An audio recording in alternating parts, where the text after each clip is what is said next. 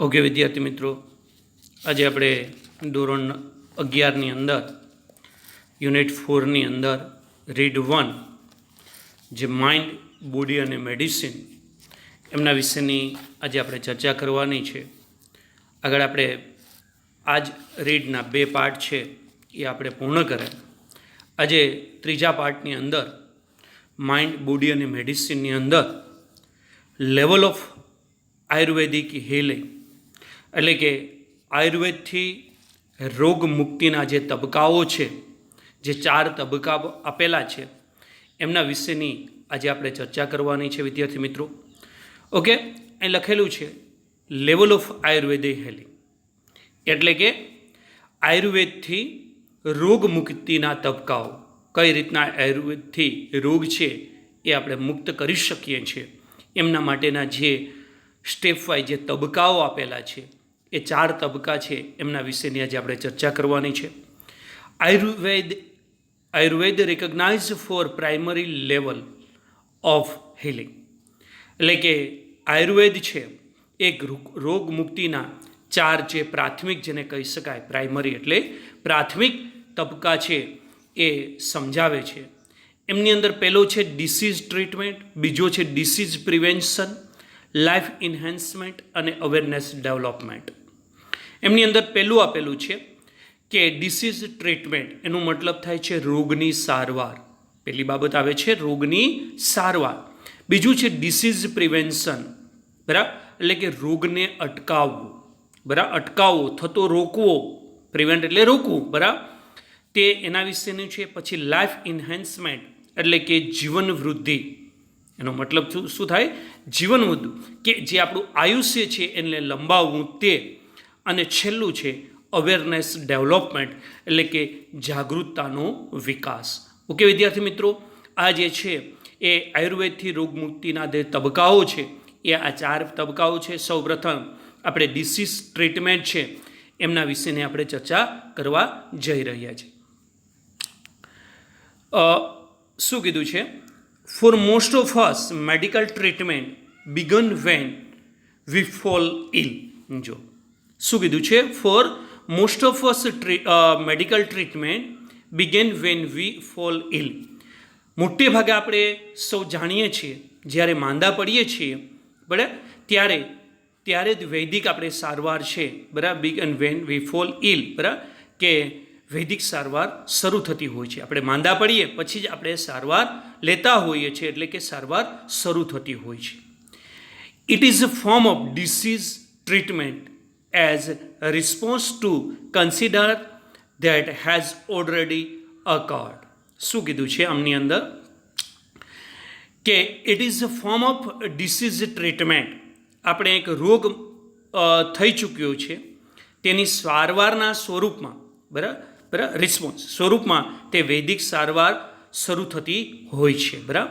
It is a form of disease treatment as a response to the condition that has already occurred. It aim at fixing something already broken. હવે જો જેની રોગથી જે ખરાબ થઈ ગયું છે, બરાબર, એ ખરાબ થવાની વાત આવી, બરાબર, એક ફિક્સ થઈ ગયું છે. It aim at fixing something has a broken, એ ખરાબ થઈ ચૂક્યું છે, બરાબર. જે ડિસીઝ દ્વારા આપણે રોગ થઈ ગયો, બરાબર, રોગ થયો પછી આપણે સારવાર લઈએ છીએ. આ શું કહેવામાં આવે? ડિસીઝ, બરાબર, જે છે ડિસીઝ ટ્રીટમેન્ટની અંદર કે આપણે રોગ થયા પછી આપણે એની સારવાર લઈએ છીએ, પણ જ્યારે સારવાર લઈએ છીએ ત્યારે જે બ્રોકન, જે ખરાબ કરવાનું હતું એ બરાબર ખરાબ થઈ ચૂક્યું છે. આગળ જોઈએ. However, if medicine began with the treatment of disease, it is a failure because the disease is already harming us. હવે જો વિદ્યાર્થી મિત્રો આ સમજો, બરાબર. હવે છતાં એ ધ મેડિસિન બિગન, જ્યારે આપણે દવાની શરૂઆત કરીએ છીએ, બરાબર, ટ્રીટમેન્ટ લઈએ છીએ, with treatment of disease, it is a failure, એ નિષ્ફળતા છે. બિકોઝ કારણ શું આપ્યું અહીંયા? તો કે disease is already harming us, જે રોગ છે એની તમને નુકસાન પહોંચાડવાનું છે, બરાબર. શું કીધું છે? કે તેણે સુધારવાનું તેનો આશ્રય હોય છે. અલબત્ત તે રોગની સારવાર તરીકે દવા શરૂ કરવામાં આવે, બરાબર, તો તે નિષ્ફળતા છે. કારણ શું છે?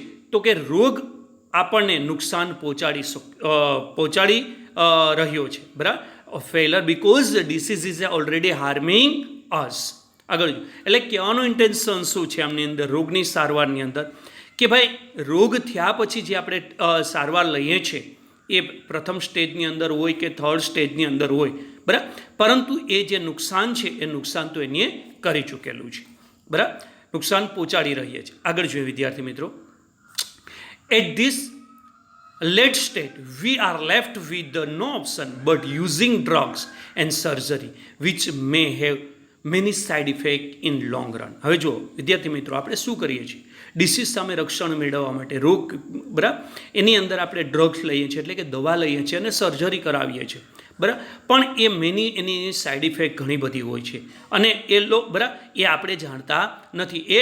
એટલે કે આ અંતિમ તબક્કામાં આપણી પાસે દવાઓ અને શસ્ત્રક્રિયા, એના સિવાય આપણી પાસે કોઈ વિકલ્પ પણ નથી રહેતો વિદ્યાર્થી મિત્રો, કે શસ્ત્રક્રિયા સિવાયનો કોઈ વિકલ્પ બચતો નથી અને લાંબે ગાળે તેની એક ઘણી આડઅસરો થાય છે ડ્રગ્સથી, એટલે કે દવાઓથી અને સર્જરીથી. આપણું જે જીવન છે લાંબુ ટકાવવાની વાત આવે તો એમની અંદર એ હડલ છે, અવરોધક છે. ઓકે વિદ્યાર્થી મિત્રો, અહીં આપણે છે એ રોગની સારવાર વિશે આપણે સમજ્યા. તો કે સારવાર છે આપણે ક્યારે લઈએ છીએ, બરાબર, તો કે જ્યારે આપણે ડિસીઝ છે, રોગ છે એ જેટલું નુકસાન કરી ચૂકેલો છે પછી આપણે એમની સારવાર લઈએ છીએ. પરંતુ પહેલું એના કરતાં બીજું જે સ્ટેપ છે એ રોગને અટકાવવાની વાત. થતો અટકાવો, જો રોગ નહીં થાય એને અટકાવવા માટેના આપણા પ્રયત્ન કરશું તો એ રોગ આપણામાં પ્રવેશી શકશો નહીં. હવે એ જે બીજું છે, બરાબર, તબક્કો, એના વિશેની આપણે ચર્ચા કરવાની છે. જો શું કીધું છે, ડિસીઝ પ્રિવેન્શન, બરાબર, એટલે કે રોગને અટકાવવો. A higher level of healing aims at preventing disease before they manifest. શું કીધું છે કે ઉચ્ચ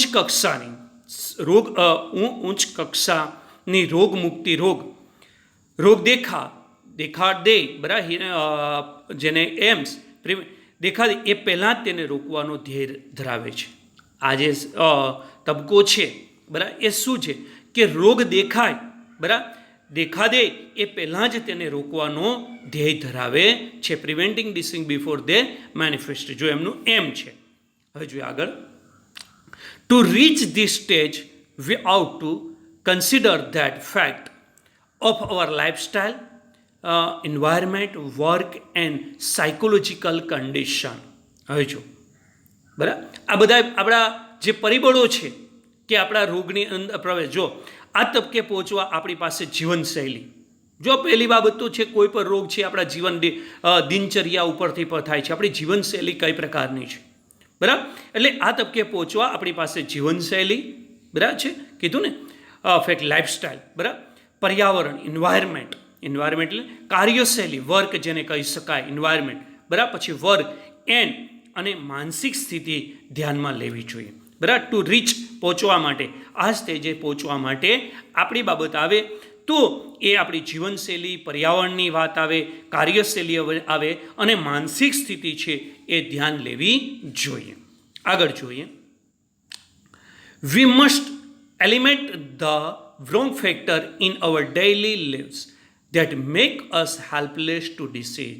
જો આમની અંદર ચિત્રની અંદર જોયો તો ખોરાક છે એ આપણે કેવો, બરાબર છે, લેવો જોઈએ. એના પછીની વાત આવે, બરાબર છે, તો ચિત્રની અંદર પણ જોયું છે સિગારેટનું છે, બરાબર, એ ધૂમ્રપાન છે એ પણ આપણા શરીરની અંદર ઘણું બધું નુકસાન કરતા છે. તો વિદ્યાર્થી મિત્રો, આપણી જે જીવનશૈલી છે એ રોગ માટે, બરાબર, ઇન્વિટેશન આપે છે, એટલે કે આમંત્રણ આપે છે. અહીં શું કીધું છે? We must eliminate that wrong factor in our daily lives that makes helpless to disease.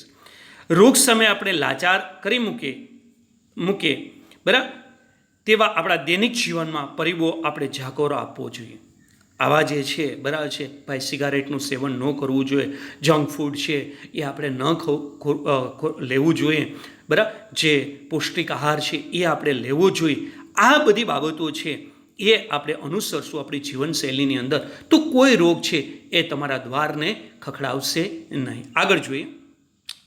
Two some extent we are always sick because our life itself is unstable. જો અહીં કીધું જ છે, હા, ટુ સમ એક્સટેન્ટ કેટલીક અંશે બરાબર કે આપણું જીવન છે પોતે જ અસ્થાયી, શું કીધું છે, અસ્થાયી છે, અનસ્ટેબલ છે બરાબર. અસ્થાયી હોવાને લીધે બરાબર આપણે અસ્વસ્થ રહેતા હોઈએ છીએ. આપણું જીવન જ કેવું છે બરાબર, it self is the unstable બરાબર. એને લીધે પણ આપણે સિક એટલે કે બીમાર પડતા હોય છે બરાબર. We are always sick because કારણ શું, our life itself is unstable.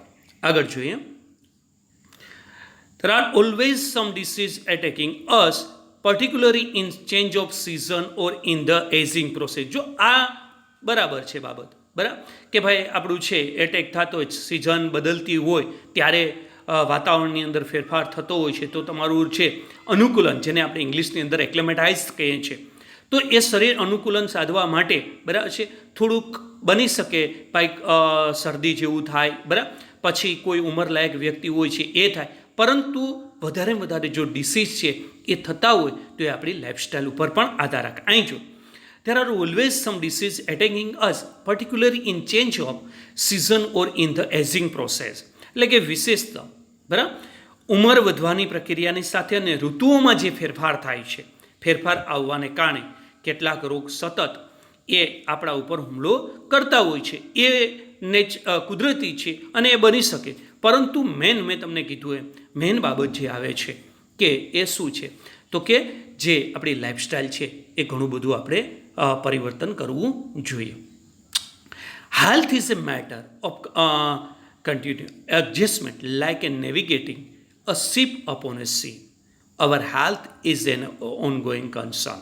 હા, શું કીધું છે? Health is a matter of continuously adjustment, જાણે કે like A navigating a ship upon A ship, કે સમુદ્ર ઉપરના જહાજને બરાબર, જહાજને હંકારનાર જે હાંકનાર છે, ડ્રાઈવર છે, પાયલોટ છે, હંકારવાની જેમ સ્વાસ્થ્યને એક સતત અનુકૂલન જે સાધવું પડે છે, અનુકૂળતાઓ એ સાધતા રહેવાની બાબત છે બરાબર. એ દરિયાની અંદર જે નેવિગેટર છે બરાબર એ એડજસ્ટ કરતું હોય છે વાતાવરણની સાથે, એ જ રીતના આપણે પણ આપણા સ્વાસ્થ્ય છે એની સાથે આપણે અનુકૂલન સાધતું રહેવું જોઈએ. અવર health is an ongoing concern, એટલે કે આપણું સ્વાસ્થ્ય છે અવિરત કાળજી લેતા રહેવાની એક બાબત છે બરાબર.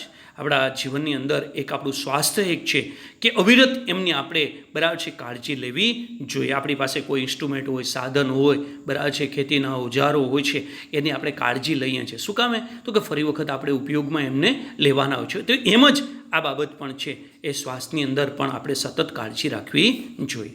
આગળ જોઈએ, જે ત્રીજી બાબત આવે છે બરાબર છે એ લાઈફ એન્હાન્સમેન્ટ, એટલે કે જીવન વૃદ્ધિ. એનો મતલબ શું થાય છે? જીવન વૃદ્ધિ, કે આયુષ્ય કઈ રીતે લંબાવવું તે એમના વિશેની આ વાત આપેલી છે. The third level of the treatment is a life enhancement their prescribed, which aims at improving our vitality and enabling us to live longer. જો આમની અંદર શું કીધું છે કે ત્રીજી કક્ષાની સારવાર એ જીવન વૃદ્ધિની ઉપચાર પદ્ધતિ છે બરાબર. એ ડિસીઝ ઉપચાર જેનો ઉદ્દેશ્ય આપણી જીવન શક્તિ, એમનો એમ શું છે બરાબર, વિચ એમ્સ બરાબર, એટલે કે એમનો ઉદ્દેશ્ય જીવન શક્તિને જે ટકાવી રાખવી અને આપણે લાંબુ જીવન જીવવા માટે બરાબર મદદરૂપ થવું. આ ત્રીજી બાબત છે, એ લાંબુ જ કઈ રીતના જીવી શકાય બરાબર, એમાં માટે મદદરૂપ કઈ રીતના છે, આપણે શું કરવું જોઈએ બરાબર છે, એ બાબતનું શીખવે છે. It does not merely prevent disease but show us how to increase our positive energy. જો it does not merely preventing, કે તે માત્ર જે આપણે રોગ છે એ અટકાવવાનો નથી, એ જ કામ નથી કે આપણે રોગને અટકાવવો, એ જ કામ નથી, પરંતુ જે આપણી હકારાત્મક ઉર્જા, જો ઇન્ક્રીઝ અવર પોઝિટિવ એનર્જી, કે આપણી હકારાત્મક જે ઉર્જા છે એને કેવી રીતે વધારી શકાય તે દર્શાવે છે. હંમેશા હકારાત્મક ઉર્જા છે એને પણ આપણે ઇન્ક્રીઝ કરવાની છે, વધારવાની છે બરાબર છે. આપણી રોગ પ્રતિકારક શક્તિ છે, ઇમ્યુનિટી છે, એમને પણ એક વધારવા માટે આ એક મહત્વનું બને છે, અને તો જ આપણું જીવન છે એ લાંબુ બનશે. આગળ જોઈએ. However, Ayurveda aims at creating health, avoiding disease and helping us live longer. જો આ બધાની અંદર તથા આયુર્વેદનું લક્ષ્ય શું છે? બરાબર, લીવ લોંગર, લાંબુ જીવવા મતલબ આરોગ્ય જાળવવું. પેલી બાબત છે આયુર્વેદનું મેન એમ છે, ધ્યેય હોય તો આરોગ્યને જાળવવાનું, રોગનું નિરાકરણ કરવાનું અને આપણને દીર્ઘ જીવન જીવતા કરવાનું. જો લીવ લોંગર, બરાબર છે, ક્રિએટિંગ હેલ્થ એટલે કે આરોગ્યને જાળવવાનું, રોગનું નિરાકરણ કરવાનું અને આપણને દીર્ઘ જીવન એટલે કે લાંબુ જીવન જીવવાનું, આ એમનું આયુર્વેદનું મુખ્ય ધ્યેય છે. આગળ જોઈએ નંબર 4. બરાબર, ચોથી બાબત છે અવેરનેસ ડેવલપમેન્ટ. બરાબર, કે જેને આપણે કહી શકીએ કે જાગૃતતાનો જે વિકાસ છે. જો આપણામાં જાગૃતતા હશે, બરાબર છે, તો એ બાબતો છે રોગની અંદર પણ ઘણું બધું આપણું ફાયદો થાય. The 4th level of Ayurvedic healing is awareness development. એટલે કે આયુર્વેદની જો કોઈ ચોથી કક્ષા જે છે, બરાબર, એ જાગૃતતા વિકસાવવાની તે છે. બરાબર, this requires A spiritual approach of life. Spiritual એટલે આધ્યાત્મિક, વિદ્યાર્થી મિત્રો. બરાબર, એટલે કે આ માટે જીવન પ્રત્યે આધ્યાત્મિક અભિગમ જરૂરી છે. બરાબર, જો આધ્યાત્મિક છે, યોગ, પ્રાણાયામ, બરાબર છે, આ બધી છે, બરાબર, આધ્યાત્મિક ધર્મની સાથે, બરાબર છે, એ આપણે છે એ આધ્યાત્મિક પણ જરૂરી છે. To be healthy is important, but health is not an end in itself. બરાબર, કે તંદુરસ્ત રહેવું, જો to be healthy is important, કે તંદુરસ્ત રહેવું તે અગત્યનું છે, પણ તંદુરસ્તી એ પોતાનામાં અંત નથી. આગળ છે, it's not enough merely to prolong our lives and have better energy to do the thing we want.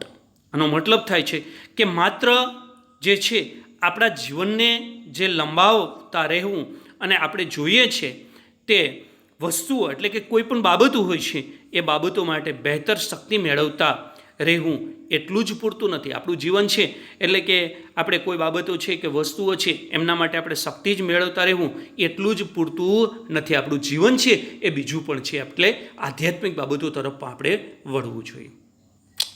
We have to consider what we are using our energy for and why.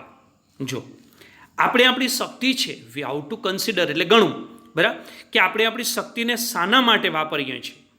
Consider what we using energy, બરાબર, વાપરીએ છીએ અને શું કામ તે, બરાબર છે, બાબત આપણે ધ્યાનમાં લેવી જોઈએ. The quality of our awareness is a rare fruit of all that we do. It is our ultimate expression, the essence of who we really are. આનો મતલબ શું થાય છે કે આપણી the quality of our awareness is a real fruit of all that we do. બરાબર, કે આપણી જાગૃતિ જે ગુણવત્તા, બરાબર, ગુણવત્તા જ આપણને જે કોઈ કરીએ છીએ તેનું સાચું ફળ છે. આગળ જોઈએ, it is our ultimate expression, the insane, the who we really are.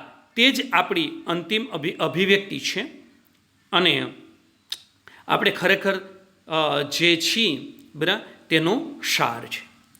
આગળ જોઈએ, our awareness is only thing we can take with us until we die. કે આપણે મરીએ નહીં ત્યાં સુધી આપણે એક જ બાબત આપણી પાસે રાખી શકીએ છીએ અને તે છે આપણી જાગૃતિ. બરાબર, until die. It continue to grow even when the body and mind decline. એટલે કે આપણે શરીર અને મન પણ જ્યારે છોડીએ છીએ ત્યારે વધે જવાનું ચાલુ રાખે છે. Thus it is our greatest aid in the aging process. આમ તે ઉંમરને વધવાની, બરાબર, ઉંમરને વધવાની પ્રક્રિયામાં આપણા મોટામાં મોટો સહારો છે, એટલે કે સ્પિરિચ્યુઅલ બાબતની અંદર. આગળ જોઈએ, this is the ultimate goal of Ayurveda which aim at releasing us from all the sorrow and suffering. જો કે આપણે તમામ માનસિક દુઃખ, this is the ultimate goal of Ayurveda, અંતિમ જેને કહીશ કે માનસિક દુઃખ એ પીડાઓથી મુક્ત આપણને, એ જ આયુર્વેદનો અંતિમ ઉદ્દેશ્ય છે. બરાબર છે, એટલે કે માનસિક છે પીડાઓમાંથી આપણે મુક્તિ આપી, એ જ એમનો અંતિમ ગોલ છે. બરાબર, sorrow and suffering. True awareness is the ultimate cure of all psychological disorder. તમામ માનસિક ગરબડો જેને કહી શકાય રોગો છે એ અંતિમ ઇલાજ સાચી જાગૃતિ છે. આગળ જોઈએ. But to understand it we must first look in the mind and it function. એટલે પહેલી બાબત આપણે શું સમજવાની છે કે પણ આ સમજવા માટે આપણે પહેલાં તો માનવ મન અને એની કાર્યશૈલીને તપાસવી પડે. બરાબર. ફંક્શન એટલે કાર્ય. We had better to start from where we are. આપણે અત્યારે બરાબર જ્યાં છીએ ત્યાંથી તેની શરૂઆત કરવી બહેતર. In this direction our journey process. આપણે યાત્રા આ દિશામાં જ આગળ વધે છે. ઓકે વિદ્યાર્થી મિત્રો, અહીં છે એ તમારું યુનિટ 4ની અંદર રીડ 1 છે, માઇન્ડ, બોડી અને મેડિસિન છે એ આપણે પૂર્ણ કર્યું. હવે આગળ યુનિટ 4ની અંદર રીડ 2 છે એમના વિશેની હવે પછીના નેક્સ્ટ લેક્ચરની અંદર આપણે ચર્ચા કરશું. Thank you.